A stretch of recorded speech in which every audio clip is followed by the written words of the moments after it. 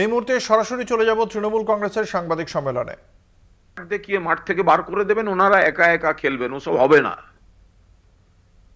ফলে সেই জায়গায় দাঁড়িয়ে আমরা পরিষ্কার বলছি, আমাদের সর্বভারতীয় সাধারণ সম্পাদক অভিষেক বন্দ্যোপাধ্যায় এনআইএ এবং বিজেপির যে চক্রান্ত ফাঁস করে দিয়েছেন, অবিলম্বে এনআইএ কর্তাদের বিরুদ্ধে ব্যবস্থা নিতে হবে, তদন্ত করতে হবে। এনআইএ কর্তার বাড়িতে রাতের বেলা বিজেপি নেতা গিয়ে লিস্ট দিয়ে আসছে, সাদা প্যাকেট নিয়ে ঢুকছে, খালি হাতে বেরোচ্ছে।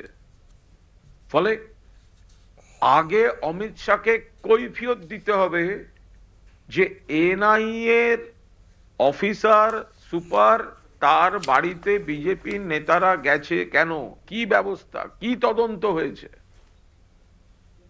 সিবিআই, ইডি, এনআইএ কে মরিয়া হয়ে ভোটের আগে বিজেপির ক্যাডার হিসেবে কাজ করানো হচ্ছে।